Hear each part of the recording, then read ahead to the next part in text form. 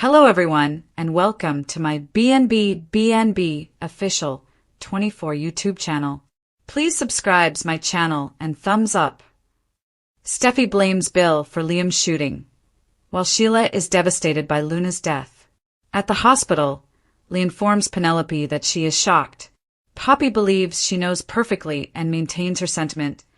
I'm glad my daughter's dead. Lee pities Luna. Poppy is dragged into a separate room by Lee, who accuses her of being nasty and claims Luna is her blood. Poppy is pleased to be free of her. Lee snaps that she is a lousy mother. How could her sister be so vile? Luna never had a chance, Lee says. Poppy informs Lee that she doesn't care about her or Luna and advises her to stop pretending to. Lee recalls Luna as a morally upright and principled child. She knows he would have turned out differently if her mother hadn't been a pill-popping sex addict. Lee is embarrassed to share a last name with her sister. Lee Poppy BNB. Poppy says she's not unkind and feels relieved. She details all of Luna's sins, including setting her up to die in prison. What if she harmed Kelly or Hayes? She's relieved she won't have to see her again. Lee resents that Luna could have been helped. She deserved far more than you. I pity that girl. She hisses, God rest Luna's sad, tortured soul. Sheila sends Deacon on a mission. Deacon brings Sheila a drink and inquires as to her well-being. She is less groggy. Deacon describes the terrifying experience of receiving a medical call and fearing for his loved one's life. They make jokes about her losing another toe and then kiss. Deacon, Sheila kissed B&B. Sheila and Deacon decide to put toe cookies back on the menu. She tries to get up and wants to see her granddaughter. Deacon stops her. He'll check on Luna later, but right now he simply wants to be with her. What's left of you? She hits him and they both laugh. More, is Luna actually dead?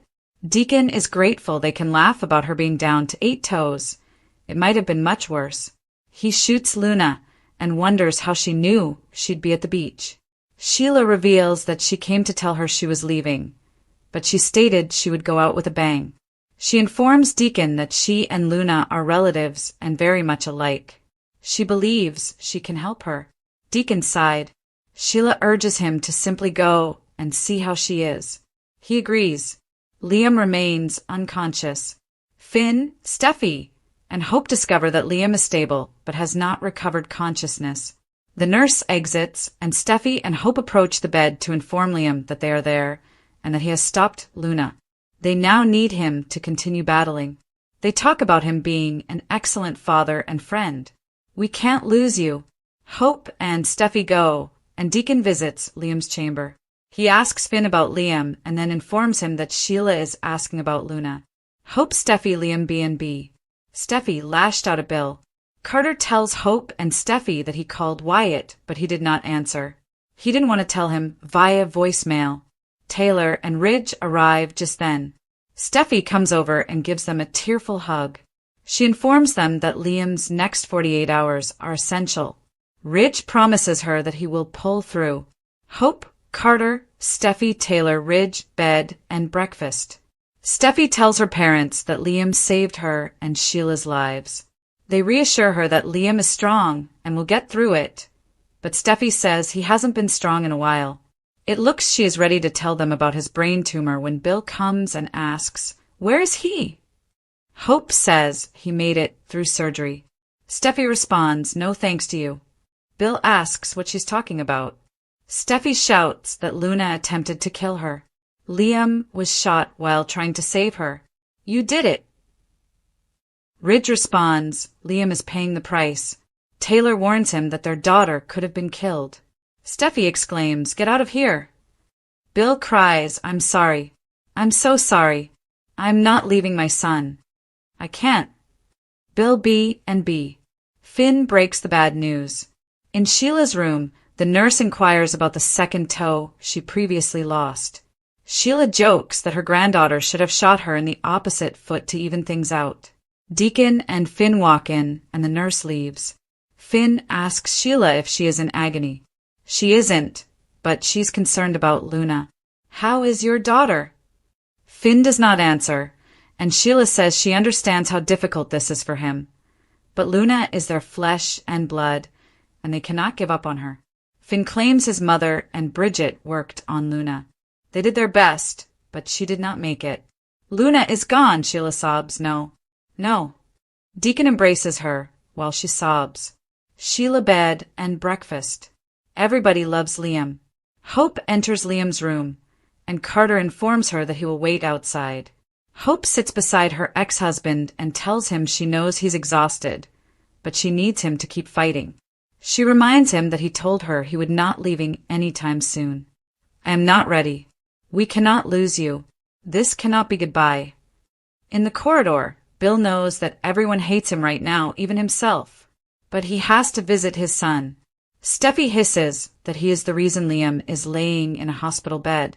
She continues, "Did you know Luna used a gun on Will?" Bill discovers she has been bothering him, wanting to be with him, and that he wore a wire to try to bust her. Bill yells, "Why am I just learning about this?" Steffi yells, "Because you're part of the problem." He might as well have shot Liam himself. More. B&B's biggest twist is still to come. Ridge cautions that if Liam dies, Bill will be haunted for the rest of his life. Bill laments that he has failed Liam since the day he came into his life. And he still loved me. Ridge claims to be a good man. Bill complains that he was branded weak because of it, but he's more of a man than he'll ever be. "I'm sorry, but I have to see my son." He must tell him he loves him and encourages him to fight. That might be the only decent thing he gave him. "My son needs to live." Steffi shook her head and walked away. Bill B&B. Steffi approaches Hope in Liam's room and inquires, "Any changes?" Hope shook her head. Steffi reassures her, this is not how it ends. No, it cannot be. Liam will make it through. Kelly and Beth will not lose. Luna's secretly alive. Bill visits Liam. The bold and the beautiful spoilers for Friday, July 11th suggest that Luna Nozawa's hidden survival will pave the way for more turmoil, while Finnegan deems Poppy Nozawa nasty. Bill Spencer will also be visiting Liam Spencer, so here's what spectators can expect. Things became terrifying in the operating room, but Luna was still alive when fans last saw her. However, Lee was acting suspiciously when she insisted on driving Luna to recuperation personally. Lee now claims Luna died in recovery, which is patently false. This is simply Lee's attempt to keep Luna out of prison and find a better route for her. Lee has to make this appear legitimate, so she just tells Poppy Nozawa that Luna did not make it. Poppy responded that she was delighted Luna was dead, and on Friday's B&B episode, she will repeat that comment and act as if the world is a better place without Luna in it. Steffi Forrester may feel the same way, but John Finnegan's heart should be torn by the Luna news. Finn may feel relieved, but he will also lament the loss of his daughter. Finn may possibly recall memories from when Luna was younger, and he mistook her for his cute little cousin. Finn once had a strong link with Luna and loved her, so he may be dealing with some difficult emotions on the inside. Lee, on the other hand, has been focusing on the familial connection and wishing Poppy had provided Luna with the advice she required. Poppy's callous attitude after Luna's death would enrage Lee even more than her sisters. After dragging Poppy away for a private moment, Lee will call her nasty. Lee will stress that Poppy is a bad mother in person, so Luna will feel that she never had a chance with her as a mother. This fabricated death circumstance will allow Lee to covertly treat Luna her way, so she won't mind keeping Poppy in the dark. Lee may feel bad about lying Finn, but she should understand that it's important if she wants to pull off Luna's supposed death. When Ridge Forrester and Taylor Hayes arrive at the hospital, they will be given an update on the surgical outcomes. Bill Spencer will be anxious to visit Liam, but he will face opposition from Taylor, Ridge, and others first. Of course, Bill will be filled with regret about the pardon he secured for Luna, because none of this would have occurred if Bill had simply left Luna behind prison. He will blame himself for the entire shooting nightmare. However, Bill will believe that the most important thing right now is to pay Liam a visit and provide his support. Bill will soon hurry to Liam's bedside and deliver an emotional speech, so don't miss the touching scenes ahead. According to The Bold and the Beautiful spoilers, Bill will be shocked when he learns about Liam's inoperable brain tumor. But there will also be some twists and turns in that narrative. The Bold and the Beautiful spoilers hint that a big twist in Luna Nozawa's murder rampage plot would astound Dr. John Finnegan and Ridge Forrester. It is so shocking that even Sheila Carter will be dumbfounded. Sheila, Luna, Steffy Forrester, and Liam Spencer have just survived a fierce battle for their lives. Luna was determined to remove Steffy from the equation, pointing the gun in her way. Sheila tried to convince Luna out of injuring Steffy. However, it was Liam who saved her life by taking a gunshot in the chest. Is it feasible that Sheila's determination to defend Steffy from Luna's murderous plan landed her a place in the Finnegan household? Steffy, surprised, discovers Sheila is a hero? According to The Bold and the Beautiful spoilers, Liam is Steffy's only concern. She cannot lose him. She begs her husband for his life. She is not prepared to live without him. Finn swears to do everything is required to save Liam's life. Meanwhile, Sheila undergoes surgery to repair her toe. Luna appears to have shot off at least one, if not both, of her toes. Luna's condition is grave. Lee Finnegan strives tirelessly to save her niece's life. She finally locates and removes the bullet. They attempt to stop the internal bleeding, but will most likely be ineffective. According to BNB teasers, Ridge and Finn ask Steffy what happened at the beach house. Steffy explains that Luna wanted to shoot her, but Sheila would not allow it. She struggled with her granddaughter over the rifle and was shot in the process. Steffy goes on to explain that Sheila was imploring Luna to put the gun away. She advised Luna not to injure Steffy because it would not solve any of her problems. Ridge and Finn listen to her story as Steffy declares Sheila a hero. She admits that she might have perished if Sheila hadn't intervened to help her. The males are perplexed by Steffy's transformation. They are unsure what to make of it. Steffy realizes Sheila isn't a threat. According to The Bold and the Beautiful spoilers, Steffy recognizes that Sheila no longer poses a threat to her family. There's no point keeping her away. Steffy feels that she owes Sheila for saving her life. It wasn't long ago that Sheila saved Kelly Spencer from drowning on the beach. Steffy is convinced that Sheila has no intention of causing harm to her family, so she will consider including her. The hospital's walls buzzed with tension as grief, blame, and long-buried secrets spilled out like blood on cold tile. Lee stood stiff as a scalpel, her voice flat, and told Penelope the truth, or her version of it. Luna Nozawa died while in recuperation, but Poppy, as icy as ever, shed no tears. "I'm glad my daughter's dead," she added vehemently. That sentence struck Lee harder than any gunshot Luna had received. She yanked Poppy into an adjacent room, releasing years of bitterness, anger, and heartache. "You're disgusting," she said, trembling. "Luna was your flesh and blood," Poppy said calmly. Her eyes were dry. Her words are sharper than surgical steel. "Good riddance." Lee's heart wrenched with thoughts of Luna, bright-eyed, curious, and full of kindness, before Poppy's toxicity contaminated her spirit. "She was a good girl," Lee said quietly, more to herself than to the monster beside her. "She could have been saved if you weren't her mother." Poppy screamed that Lee never cared and was now acting saint to mask her own mistakes. But Lee remembered Luna's eyes, her tremendous empathy, and the moral compass she had possessed. That chick was real, and she did not simply go. She was warped by neglect, abandonment, and a mother who snorted medications rather than parenting her.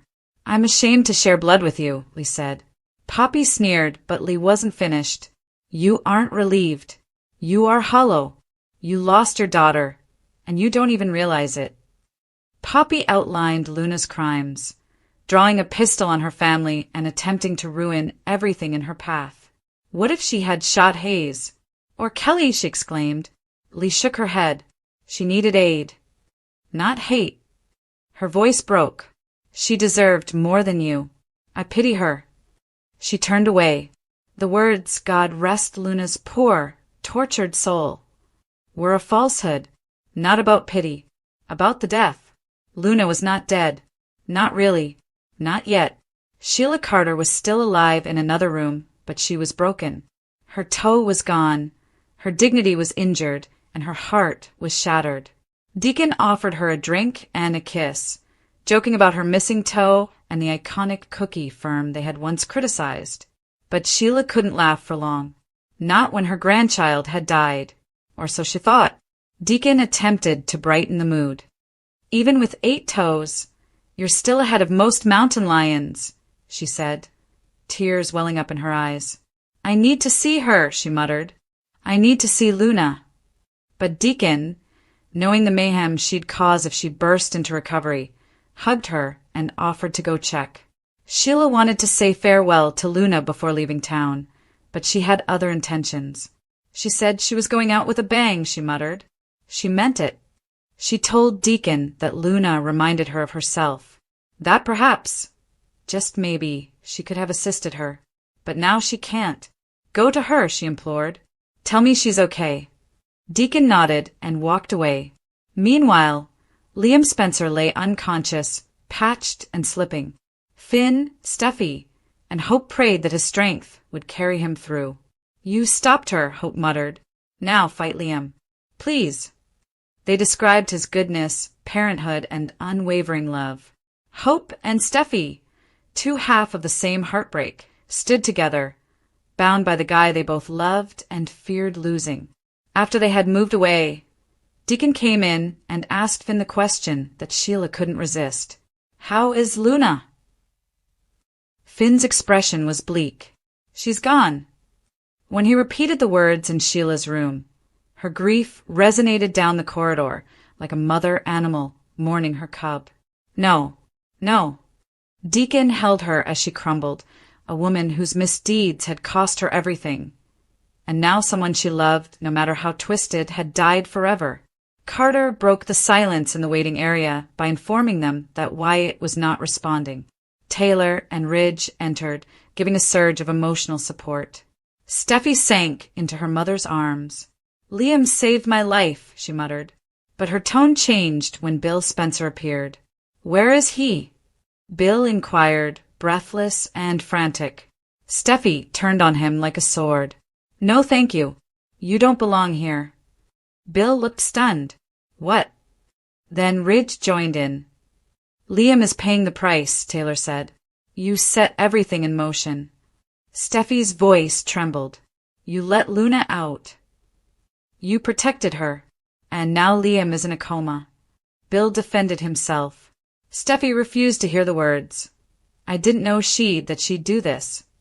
She attempted to kill me. Liam was shot while protecting me." "You did this, Bill," Ridge hissed. "And if Liam dies, you'll be responsible." Bill choked on his remorse. "I failed him, but he still loved me," he said, tears streaming down his cheeks. "I labeled him weak for it, but he's a finer man than I'll ever be." He pleaded to meet Liam. "Please, let me tell him I love him." Ridge did not stop him, but Steffi simply shook her head and went away. Bill stood at Liam's bed, his voice shaking, and mumbled his apologies. "I should have protected you. I should have seen it coming." His son did not move. "You were always stronger than me." Hope and Steffi reunited in the hallway. "Are there any changes?" Steffi inquired. Hope shakes her head. "But he's fighting." Steffi clasped her palm. "This isn't the end." Down the corridor, in the shadows of antiseptic light and betrayal, Lee Finnegan held her secret. Luna was not gone. She had saved her, just like she had Finn. She snuck Luna out of recovery, stashing her in a hidden wing while stabilizing herself. Lee believed Luna had a future, one without incarceration, one with redemption, or perhaps something darker. Because Luna had faced death, she was no longer the same. Lee had lied to everyone, including Finn, Ridge, and Sheila, even for herself. She stated that she did it to protect Luna, but a small, dangerous part of her wondered if she just wanted to see what Luna would do with another chance. Finn sat alone for days, plagued by his once adored niece, the youngster who used to draw him pictures and call him Dr. Finney. He tried to remember that child rather than the gun-toting lady who stood over Steffi, but the fact was that a part of him mourned her. He loved her once, and that love did not cease simply because she did. Ridge, on the other hand, dug deeper into what had actually occurred. Something did not feel right. Why would Lee insist on taking Luna alone? Why did she restrict others from seeing her body?